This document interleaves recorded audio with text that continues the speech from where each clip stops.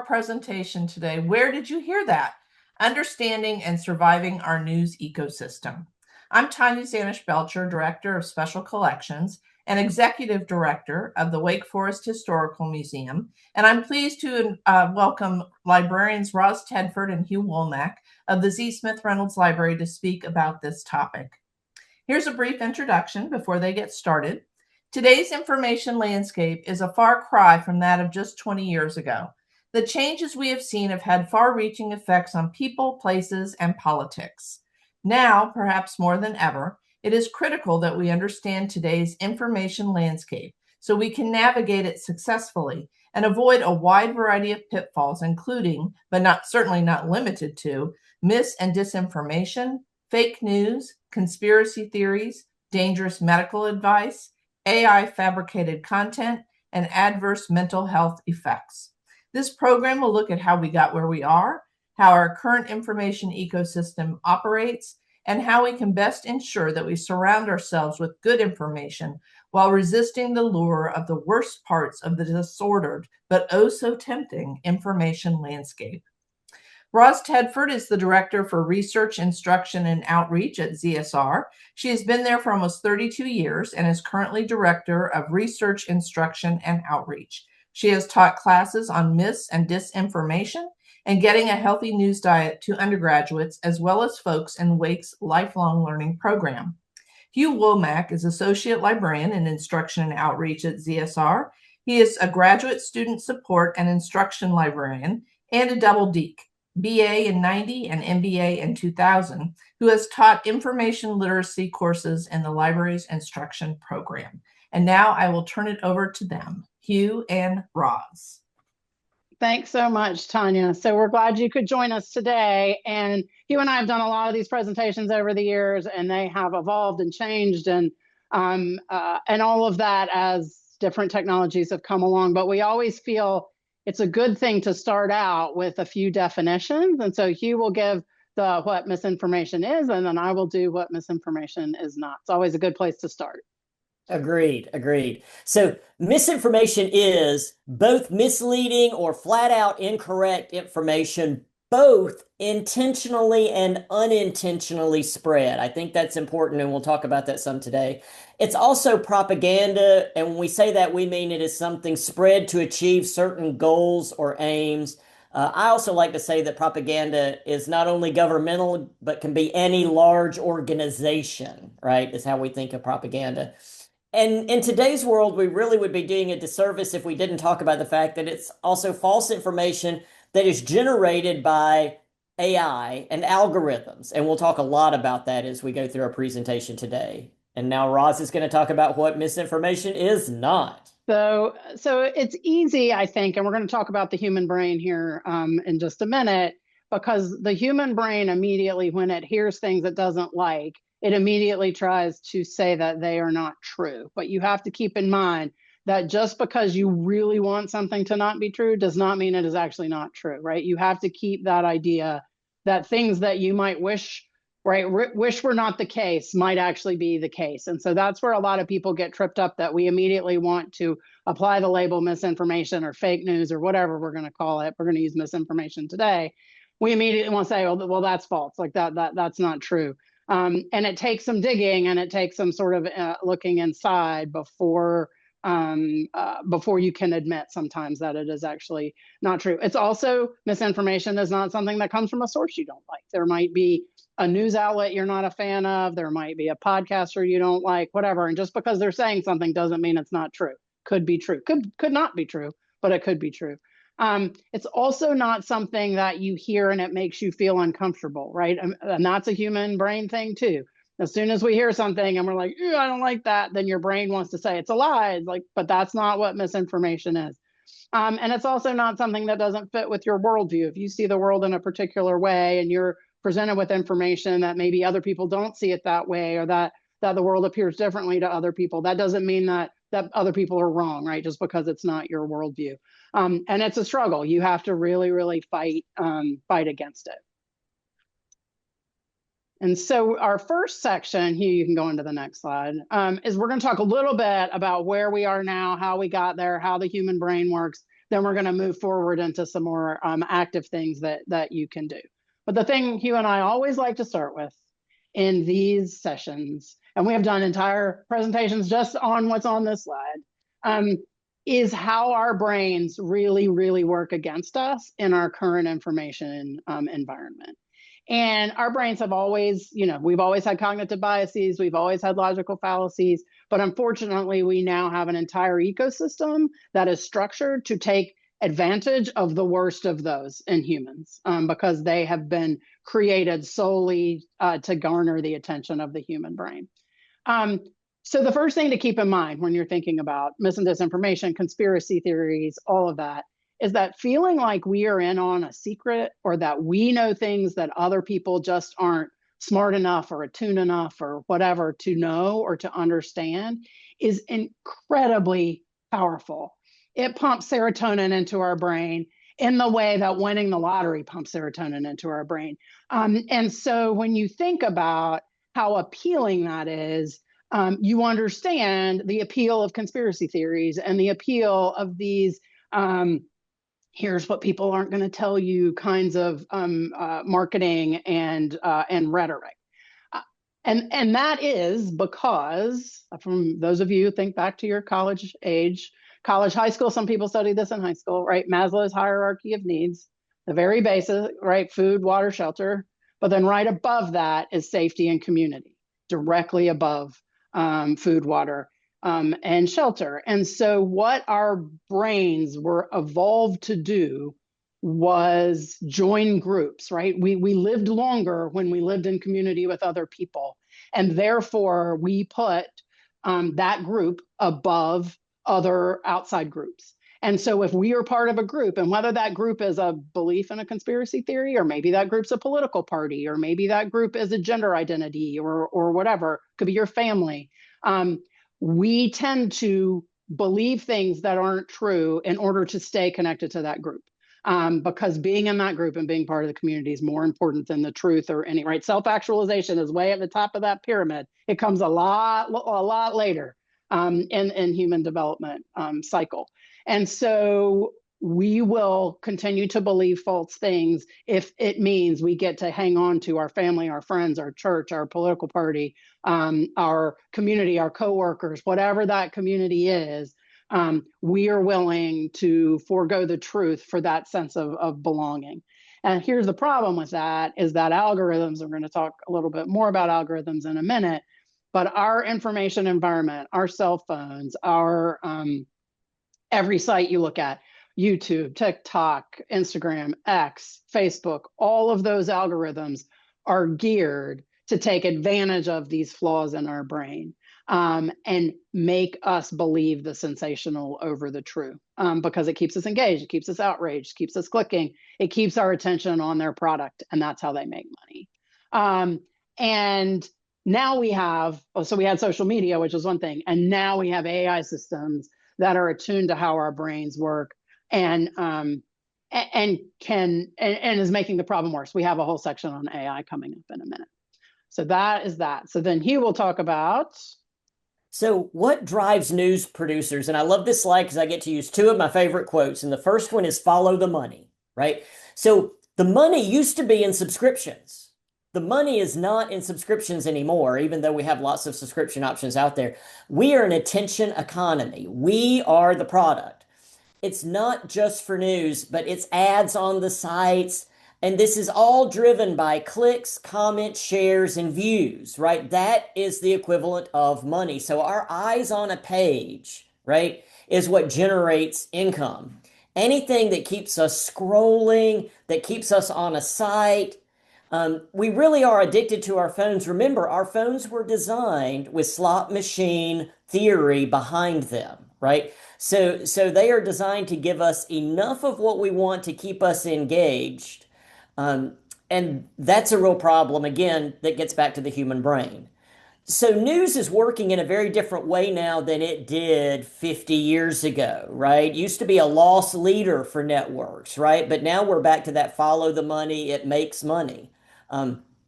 Remember, things that make people scared or angry drive engagement.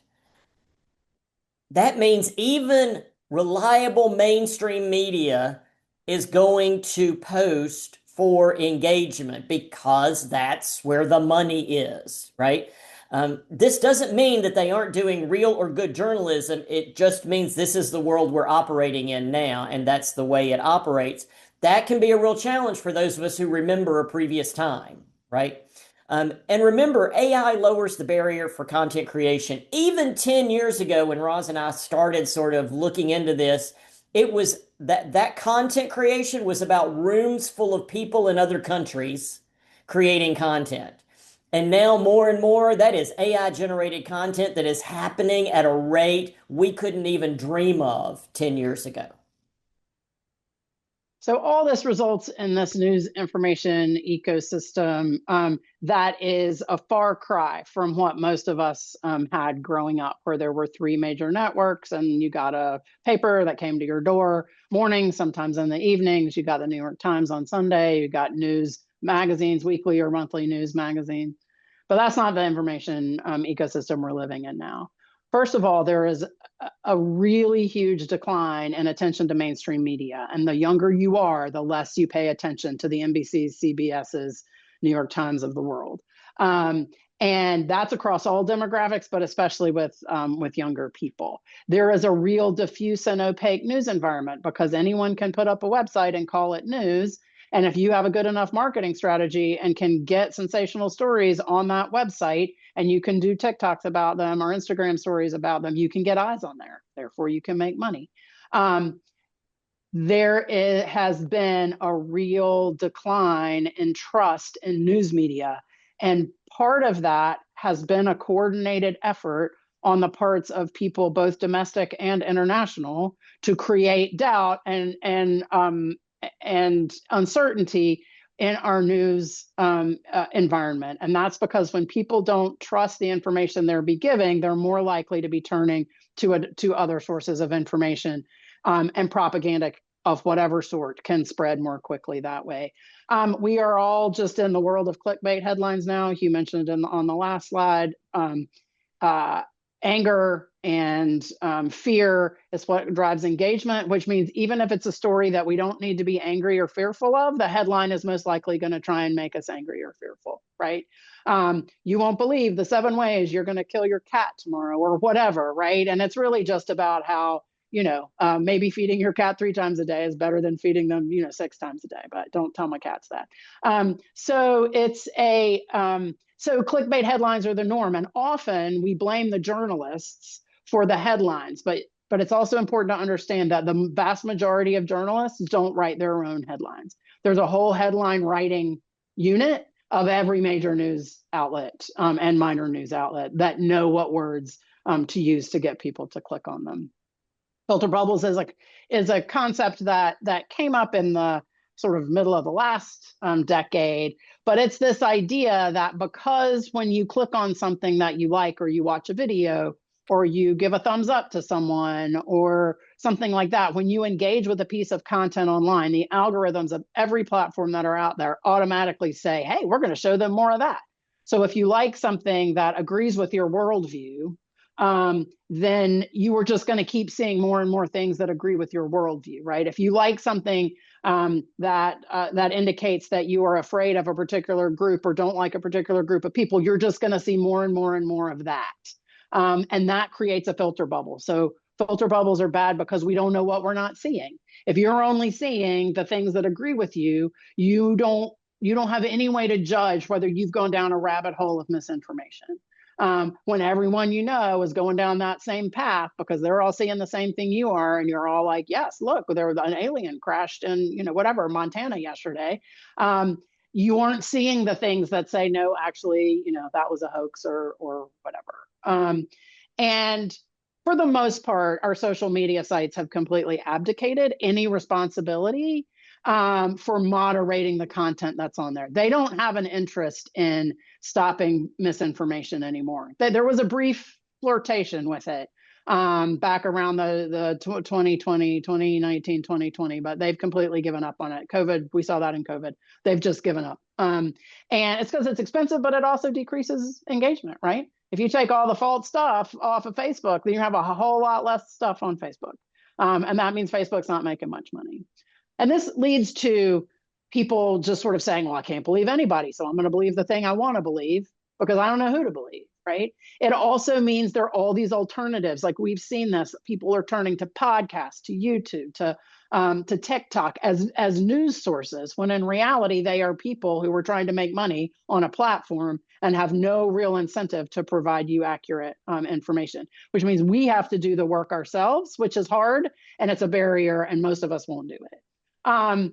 And so there's also things, and we won't go into this, but there's things called pink slime, which are these entire news sites that look legit. Most of them in the United States look to be local sites, but they're entirely sort of generated nonsense. They're just sort of information pulled in from random open source sites, and then they sell ads on them, and that's how they make money. But when you go to them, you look and you can say, oh, look, that absolutely looks like it's a story from Elkin, North Carolina, or Wake Forest, North Carolina, or whatever. And then we get to the big problem, which is AI content farms and other AI nonsense, which is what Hugh is going to go into.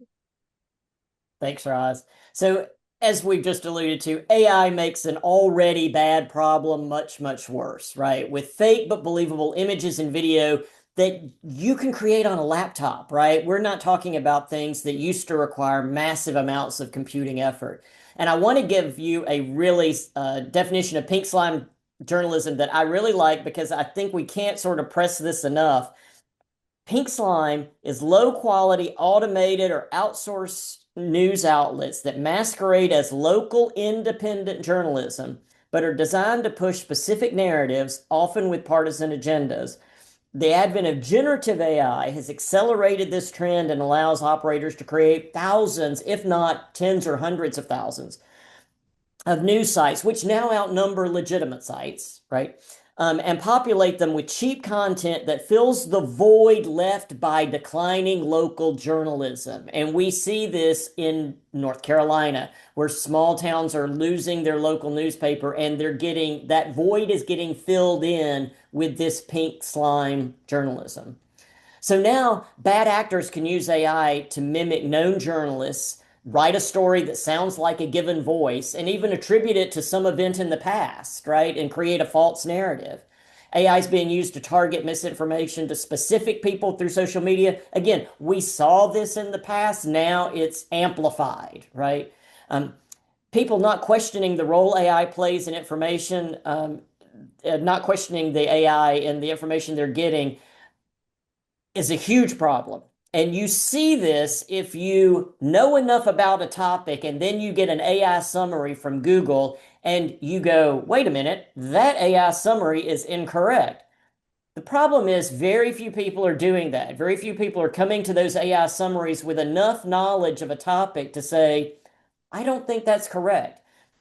But currently that AI summary at the top, at least 2 or 3 times a week, I see glaring mistakes in those summaries. And yet we see more and more people who are taking those summaries as a defined piece of content that has been vetted by some source, when it's not. I just saw, while we move on to the next thing, which is our implications and why all of this matters. I just saw a story that I forwarded to our health sciences librarian about 2 epidemiologists or infectious disease specialists, I think. And they were convinced that AI was scraping a pre-pub site, which is a place where scientists put pre-pub articles up for other scientists to read and sort of help them like think through it. And is this a good design and all of that? And so pre-pub, especially in the sciences, are really important. So they made up a disease and they wrote 2 very scholarly sounding papers about this disease, and they put it up on their pre-pub server so that they could see if AI picked it up. And sure enough, AI is now spitting that disease out as an actual disease when you ask the big AI things about it. So anyway, so those are the kinds of things that AI can really imagine that if you were trying to get some narrative out there about what is happening in the Middle East or what is happening in Ukraine or what's happening in our elections, anything like that. It just AI just can really, really make the problem work. But let's start implications. Okay, so why does all of this matter? So first and foremost, and I'm a politics librarian, he was a social sciences librarian, so we're going to beat this drum a little bit, but a well-informed population who have access to accurate information and data about what's going on in their country and their government is critical to the success of a democracy. It always has been. It is why people who are not fans of democracy try and shut down those pathways to information. It is why they try and pollute information pathways with propaganda. It's why they try and spread lies about things that are going on. It's because they know that a well-informed population is the cornerstone of the democratic experiment. So that's number one. Number two, we're losing legacy news organizations. And some of that is we're losing them because government funding's going away. Some of that we're losing because they're being taken over by giant conglomerates, right? Or billionaires whose real motivation is not necessarily keeping the public informed. And we may disagree with the old standards, the Wall Street Journal, the Washington Post, the New York Times, but they are still the only ones that have the kind of money and journalism on the ground in all parts of the world. And that is starting to fade. And that is a very scary, scary thing, because without journalists, you're not going to know what's going on. On top of that is that we are also losing our local news organizations. And that's even worse, because the New York Times, even at its peak, wasn't going to send people to look at your school board meeting or your planning, right? Your zoning council meeting or your board of elections meeting in your county or your state.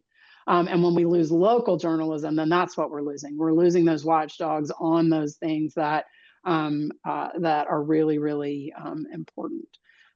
As more places in the world are leaning into authoritarian impulses, although some places are leaning away from them, Hungary is an interesting example of that.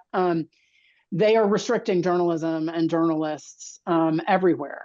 And it'll be interesting to see if the new leaders of Hungary reverse what Orban had been doing in Hungary and release the journalists, right, and allow for the free press again. That still remains to be seen. But the biggest problem, I think, is that the speed of transmission of information, how fast we learn about something, right, which is almost immediate now, does not give time for the truth to win. Like there's that old saying that a lie can spread around the world while the truth is still putting on its shoes. And it is absolutely true in an environment where people are hungry for information. Information is dispersed. Anyone can claim they know something with zero amount of proof. And so we wanted to walk you all through a case study, which was the attempted assassination of Donald Trump back during the, was it only a couple years ago, as an example of what happens. And you could repeat this.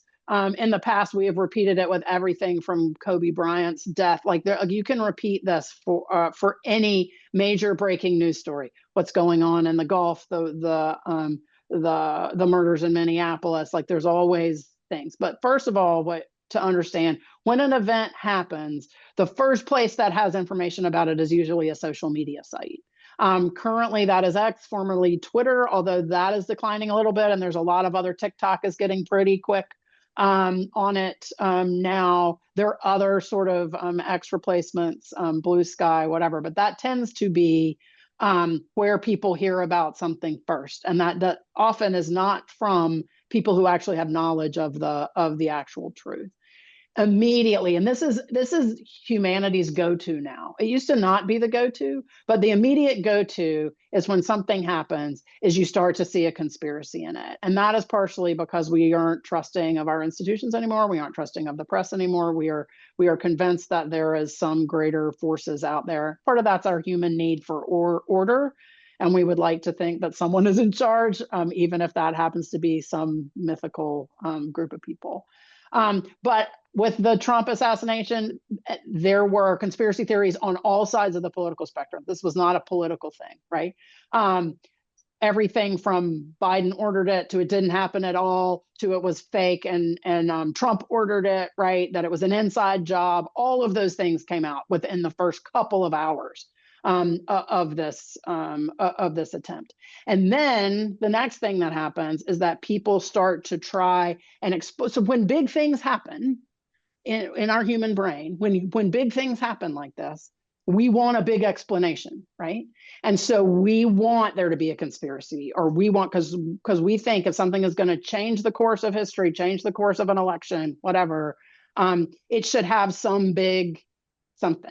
And so people immediately try to blame a shooter that they completely create in their mind, has no resemblance to who the shooter might actually be. And it tends to be whatever group you are most afraid of or you dislike, right? So maybe you think it was a Republican conspiracy. Maybe you think it was a Democrat conspiracy. Maybe you think it was someone from a certain immigration status, from a certain race or ethnicity, from a certain trans people have been a group that have gotten blamed for a lot of shootings lately. And there's so much that like Snopes keeps it. We'll talk about Snopes a little bit later, but has a whole category of all of the rumors that went around. Then you start getting images, and some of the images are going to be real, and some of the images are not going to be real. And AI is making it increasingly impossible to tell which are actual video from events and which are not. And so that those are still being created and spread. Then you start getting pundits who hop on and who are like, "Ooh, I can get a podcast episode out of this," or "We can get more eyes on our broadcast tonight," or "I will get eyes if I write really, really quickly about this and put it up in the publication that I write for." Because again, it's all about the money and they want our attention. So they go to press with this information before facts have been verified. And so sometimes they get it right, sometimes they get it wrong, but all of this goes to our ears and our eyes long before the actual truth does. And by the time the truth gets out there, our brains are already full of all of this other nonsense. And that is why there are still people out there who are believing things that have absolutely been shown to not be the case in this and in every other breaking news things. All right, you next, Hugh. So now I want to take the case study Roz just gave us, and I want to overlay on top of that this breaking news checklist from the News Literacy Project. And I also want to tell you who they are. So the News Literacy Project is a nonpartisan national organization that provides tools and curriculum for educators, especially K-12, to help them learn to identify credible information, differentiate between fact and fiction, and navigate the digital landscape. So they come up with a lot of great, excuse me, checklists and processes you can use to help you in this. So if we take that case study and we overlay the fact that as soon as big news breaks, everyone wants the details, the first thing we can do is to be mindful of that deluge of information, right? And think about, can we really know the answer to this question 7.5 minutes after this giant event just happened, right? Is that a reasonable expectation? I've got news for you. Part of our brain's, problem is it likes a fast answer better than a right answer, right? And then also remember that anytime anything breaks, there are a slew of bad actors who are standing at the ready to jump in. So I mean, who are ready at right now, hoping that in the next 10 minutes, something goes down that they can slide an agenda into, right? That agenda is prepped and ready. The algorithms and the AI have built content, easy breezy. So bad actors need your attention to thrive. I will say at this point that very often, if there is an enormous breaking news story that has absolutely zero impact on my life, I often wait a while to engage with it. If I really don't need to engage with it, I'll wait, because I know that if I wait till tomorrow and then I engage with it and get accurate information, that's going to stick in my head, right? Like I'm going to get a better experience overall, right? Do I really have to be in the up to the minute, up to the moment of this cycle? For a lot of things, I don't. But if you're in that cycle, you can do a very quick search, right? This is something Google and the web are good at. You can hop on Google, you can check on some social sites, and you can get a feel for what's going on. And anybody who's not image searching on Google, come on, right? Image searching on Google is one of the most handy things you can do to find out if an image is current or if it's 5 years old or 10 years old and being recycled by a news agency. You can also look for evidence, right? You can look at the claims that are being made and go, they make a claim, but they don't give me a source, right? They don't give me a link, right? And be suspicious of that and approach with caution, right? Practicing patience, that gets back to, or I'll jump ahead, but seek credible sources. It's important to make sure that when you are doing your own research, right, as Roz and I, that term often, that phrase drives us crazy sometimes, but that you're looking at sources that aren't just inside of your own filter bubble, right, but are reputable sources that have a long-standing history of accurate, vetted research and using those types of credible sources.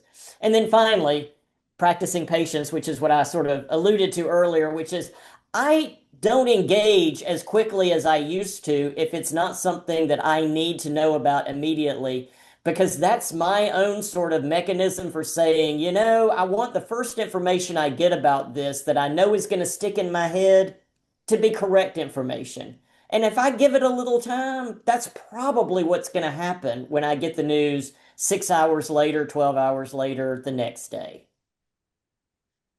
And when you think about it, that's the way our news used to come to us. If something happened at noon, we would have until the 6 p.m., right, or the 11 p.m. news, or until the next day's newspaper, right? So there was that delay, and that just doesn't happen. And a lot of the onus of getting good information now falls on us because we are not sort of tuning into the sources that used to be there. So That's a the great last point. so the last section we want to talk a little bit about are some of our tips for getting a better news diet, right? For having better news hygiene. And hopefully we don't expect everyone to take all of these ideas on board. Trust us. But somewhere in here, maybe there's something that you're like, I could do this one thing. I could be better about this one thing, and you decide to do that. And first and foremost, carve out time to consume news rather than just waiting for news to come by your feed when you're doom scrolling or somebody texts it to you. I get a lot of, we'll talk in a minute, I get news sent to me in news emails in the morning, and sort of between 8 and 9 in the morning, that's my time to sit with those emails, right, and go through and read news. So carve out time for your news. Maybe you want to start watching the one of the nightly news things again, or BBC News, World News, or CNN or something. You want to try and actively say from 6:30 to 7 every night, I'm gonna consume news. Resist the doom scrolling like that. That's just good for mental health, no matter what. But consume a little bit each day. But you aren't going to learn. You aren't going to consume everything that's out there. Our human brains are not built to consume the amount of information that is available to them. That's not how they have evolved. It will be millennia before they ever evolve to be able to handle the amount of information and stimuli that are out there. I like to consume from a variety of sources, so I get a lot of emails every day. I don't read all of them every day, but I get them from news sources that are across the spectrum.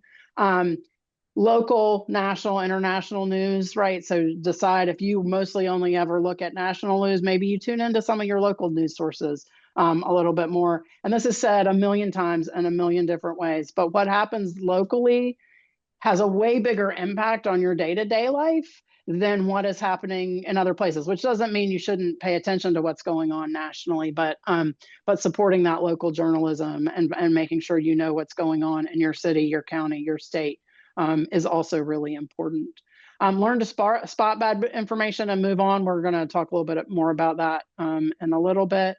Help others find good news, but don't do what I spend way too much time of my life doing, which is just being convinced that if I just shared the right information, I could change someone's mind, right? Away from something. I'm a librarian. That's what I do. You have to decide when sharing a good, healthy news source is likely to lead someone down a good path and not just be a waste of your time. try not to get distracted by misinformation or the rage and the fear, right?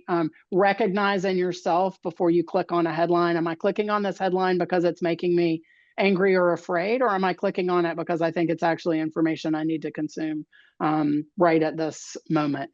And if it helps, consume news from different formats. I'm a huge podcast listener, and I have found actually a news podcast out of the UK that I love, partially because it's a little distant from the US, although they do a lot of US things. But it can be print, it can be online, it can be on podcasts. There is a revival in print. People are starting to really like to read print again, so there's nothing wrong with that if that can help you consume different information. So I also have some tips on the next slide for how do you set yourself up for a good news diet. And these are not easy, but we're going to go back. We're going to remind you why we're doing this, right? Having informed citizens is critical for a democracy. It is critical, right, to have people that have good information. So number one, you got to decide that having a healthy, well-informed news diet is a priority for you. You've got to make it a priority. And this, I can't say this enough, and we mentioned this, the funding is such that news sources will go away if we don't pay for them. No one ever said when the newspaper arrived at the end of your driveway every morning, somebody should throw me that newspaper for free, right? We paid for that newspaper, and we knew what we were paying for. We paid for the print New York Times, if you got that. We got that on Sundays. We didn't get it every day growing up, but we got the Sunday New York Times. We got the New Yorker, and we got Time Magazine, and we got all that. And we never said, I wish somebody would just give us these magazines for free. But right now we have this mentality that everything that's on the internet should be free. And the problem is good journalism costs money. And it costs a lot of money to do really, really good investigative journalism.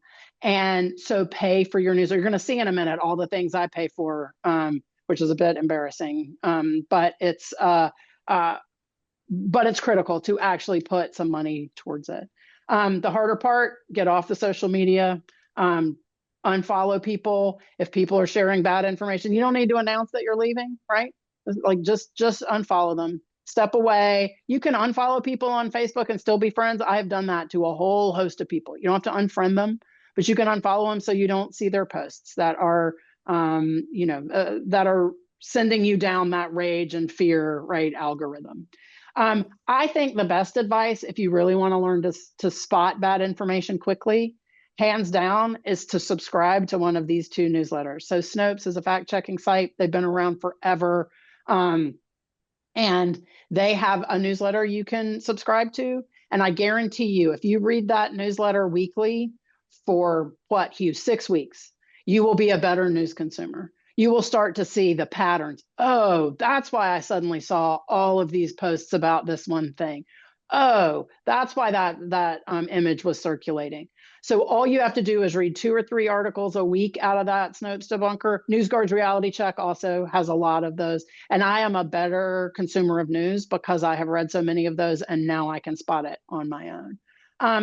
And then just scroll by bad information. Like just if you see something that's false, if you engage with it, you are telling the algorithm, right, that it can garner clicks, right? So more people will see it. But B, you're telling the algorithm that you want to see more stuff like that. And so you're better off ignoring and scrolling by. Every comment, every like, every thumbs up, every angry face, everything you make is a signal to the algorithm of that, whatever platform you're on, YouTube, whatever, that more people should see this. And so you are better off just scrolling by and not engaging with that. And it's hard. Again, our human brains don't want to do that. Like we want to hop in. If we know something is wrong, we like that is a human thing to go in there and say you're wrong. That's a human impulse, but you got to resist that a little bit. And so we mentioned earlier how easy it is to fact check, and often you just need Google, but sometimes you need more. Sometimes you really need a fact checking site. We've listed 4 here. Factcheck.org is out of the Annenberg Public Policy Center. PolitiFact is a project of the St. Petersburg Times.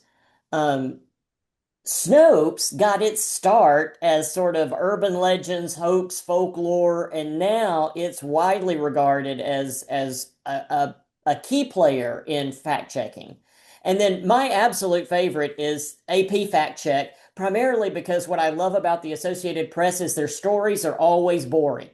Like they will always use the most boring, dry language and very, very thoughtfully tell me information in a way that is designed not to be rage bait, not to fire me up, not to get me angry. Now, that said, all of these fact checking sites need our support, right? In different ways, whether it's using them or whether it's paying for them or whether it's donating to them, whatever.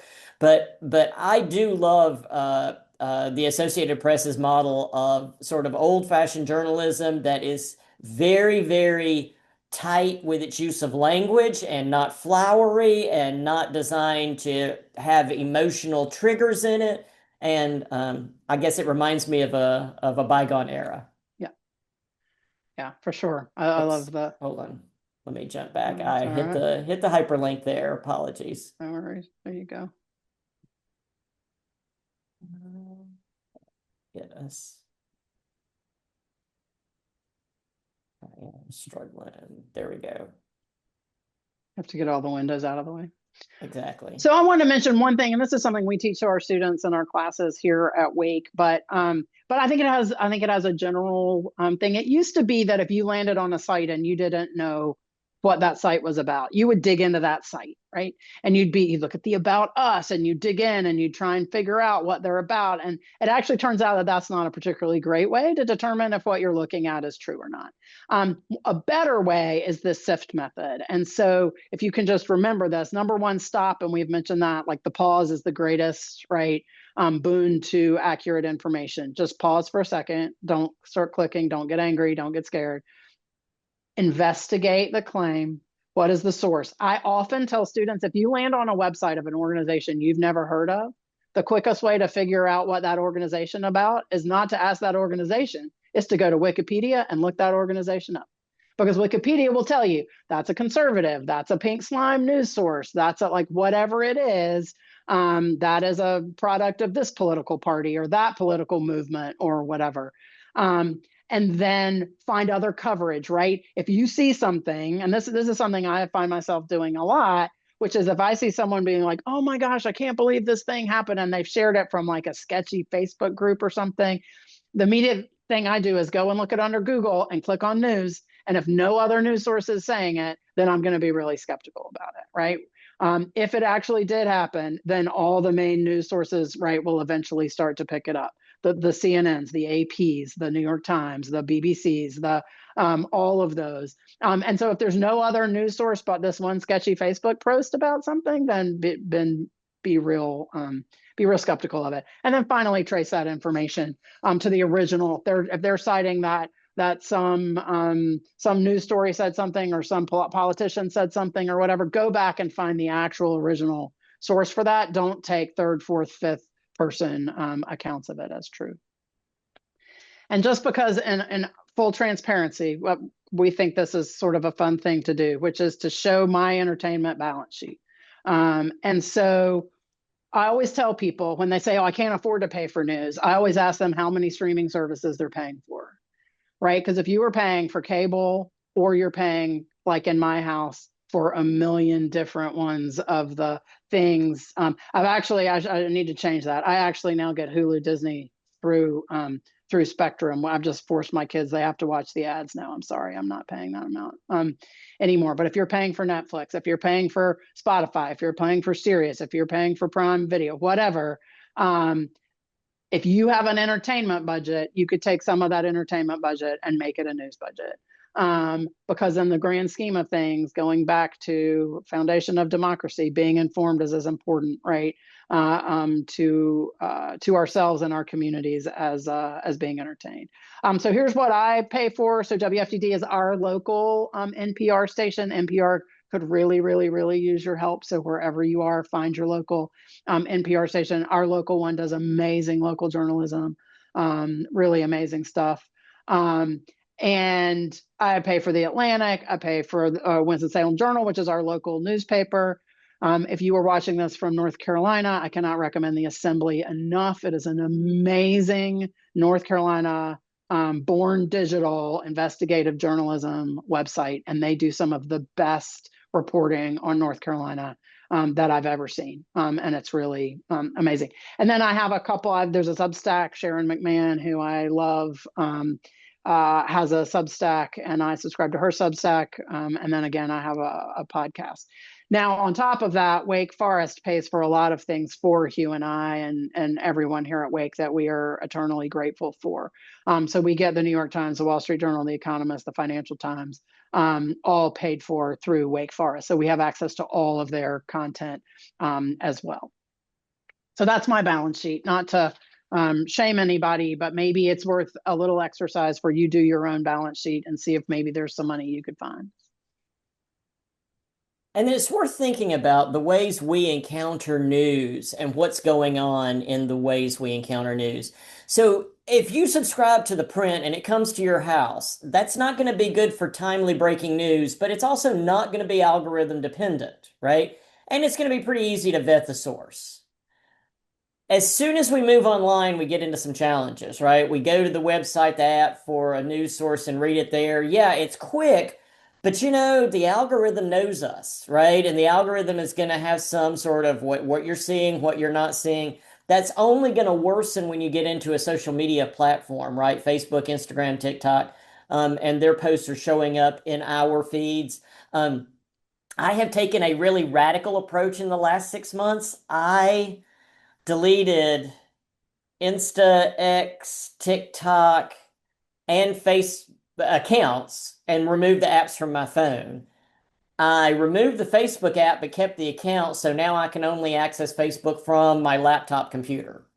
And all of that was what I had to do to stop doom scrolling and spending so much time on the platforms, right? And it was a very sort of a scorched earth approach, right? But it's worked really well to get me away from the algorithm having such an impact on what I see and holding me in place for so long. Even the aggregators, especially Apple News, Google News, right? They're not deciding what you see so much as whoever pays the most for your eyeballs gets to decide what you see.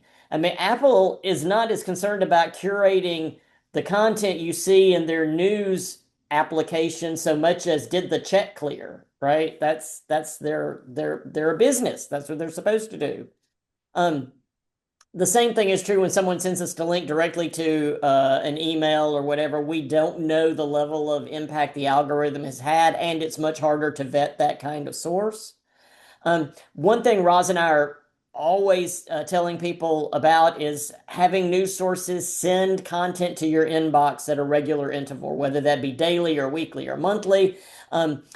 Because that gives you the opportunity to stay informed and to set some of your own terms around that, right? Which honestly, I will tell you, having gotten away from some of the apps on a device, one, I'm spending a lot less time on my device, but two, I'm also feeling much more proactive in deciding what I see and when I see it. And I'm not reading any less news, but I think I'm reading more news that I have selected. That is my choice, right? Anyway, it works for me. Yep. So just to, if you can't tell, this is the drum that we are beating. We're wrapping up here, but get the news sent to your inbox. You can do it from all the major news sources. They have multiple newsletters. So if you're only interested in health news or in financial news or in international news or something like that, you can go to the newsletters. I get sort of the New York Times, here's the 10 things you need to know this morning email. And I get Financial Times once a week. Economist has them. So there are all these like individual newsletters that you can get, and you then can determine what you want. There's other ones out there. NPR has them, BBC's got them, the Associated Press has them.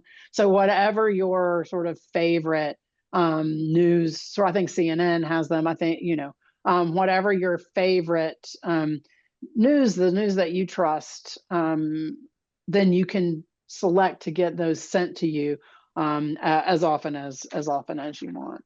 And then the next slide is some other sources that we like, that we just like to plug when we get a chance to plug. And Letters from an American is from Heather Cox Richardson, who's a historian, but always ties what's going on today to American history, world history. And she does an email newsletter that then she reads, and I tend to listen to it as a podcast. Sharon McMahon is a former U.S. government high school teacher, and she does the best explainers of complicated issues. She's on Instagram mostly, although you can find her Instagram's feed to Facebook as well. She may also be on TikTok. I'm not on TikTok much. But she also has a Substack called The Preamble, which now also has like a daily brief, a morning brief that has a couple of news stories you should pay attention to, which I really like. If you're in North Carolina, a podcast I love is the Hometown Holler. It's out of Alamance County. And it is an amazing podcast where they interview all sorts of interesting people, from the governor, the attorney general, but also down to local politicians, local folks working out in the community. It's really helped me understand, especially rural issues in North Carolina, a whole lot better. Those are my plugs for the Rest is Politics podcast, because I do love that. But a lot of if you have podcasts or a way you like to consume news, then there are a lot of other news sources that have podcasts that are not trying to sway your opinion, right? But they're podcasts from reliable news sources. And so these are some of the other ones that we like. And we'll let Hugh wrap it up. And finally, but let's both talk about this, because really our final thoughts, what we can tell you that might be useful, right, in your own life as you try to navigate this landscape. My biggest one is slow down when consuming news, right? I mean, I preached that in several of the slides I've talked about today, is that we and our human brains want to sort of know everything immediately, right? Instant gratification takes too long, right? And if we can slow that down, I remember when I first started sort of really diligently trying to do that, and how much impact it had on me avoiding misinformation, right? By slowing that process down. Yeah. Roz has talked about paying for news, so yeah, so I'm just beating this drum and over, and we are going to lose our especially local news sources if we don't put our money into them. And no one is coming to save them. And we are seeing this week after week after week, where cities and towns are losing and what happens is then that pink slime journalism can just come right on in and fill that gap. And pink slime journalism, it doesn't have people sitting at like in Forsyth County, like there's a data center being proposed right in Rural Hall, and no one's going to be nobody from Pink Slime is going to be sitting in those zoning meetings and speaking up and covering the all of the nuances of local elections or local planning meetings or school boards. And so paying for your news, put your money where your mouth is. If you value news, you need to pay for it. And I love to push fact checking, but I also like to remind people, fact check outside of your bubble, right? Right. That gets back to that do your own research thing, where you see users, people engaging with only a handful of sources that they feel like really are inside their filter bubble of information, and that has its own danger. So when I say fact check, I mean get out in the big world, right? Get out of your normal bubble and look for that cross-checking, triangulating. I love when I tell students that the Wall Street Journal, the New York Times, the Washington Post, all these major news outlets, when they fact check content, they want to corroborate something against 3 sources. And I find students shocked that they can assume if something is in a story in one of those major news outlets that says a person said a thing, that a fact checker behind the scenes has made sure at least 3 ways, right, that is a confirmed source. So there is robust fact checking out there that we can all leverage. Yep, triangulation. That's one of the key things. And triangulation, when you think about it, just even that idea, that takes time. And that, right, and that goes counter to the we must get information out right now so we can get the clicks and we can be the first to break the story and we can get all the money off of it. So it's a real tension in journalism right now. And then the final thing, if we've taught you nothing but this, remember that our attention to these little black boxes, whether they are your laptop or your phone, our attention is the product. And that is what is being bought and sold. Information about us, about what we click on, what we like, where we look on a screen. TikTok monitors where you look, how long your eyes stay on a video to determine if they should show you more videos. And they know where we are at any given time, right? They know what we've liked. They know, if it's Google, they know what you bought. They know all of these things about you, and that information about you is the product that they are selling. And so use your attention as a currency, right? Spend it where you want to spend it. Spend it with organizations that you trust to provide you good information with that attention, and try not to spend it on a bunch of crap that's out there. And there is more and more of it out there. One last thing I do want to mention too, on the fact checking thing, is to keep in mind that AI tools will look like they are fact checking things, but all AI does is predict the next most likely word to come in this sentence, right? And if you want to use AI for fact checking, you have to specifically ask it to give you, right, is this true? I need 3 sources that prove that it's true. And I need to be able to go to that. If you just say, is it true? If there are enough people out there saying it is, even if it's not, AI is just going to spout that. But if you can ask AI very specifically, then it can do better. But your better bet is to go to the news sources always. And on a lot of things, AI is it's not fact checking. It's just educated guessing. And that's based on the preponderance of information that's out there. And as there is more junk out there about the earth being flat or about JFK's assassination or whatever it is you're asking, the more polluted that AI model is, and the less likely it is to give you accurate information. So thank you so much for your time. I hope that was useful, and we enjoyed being with you here today.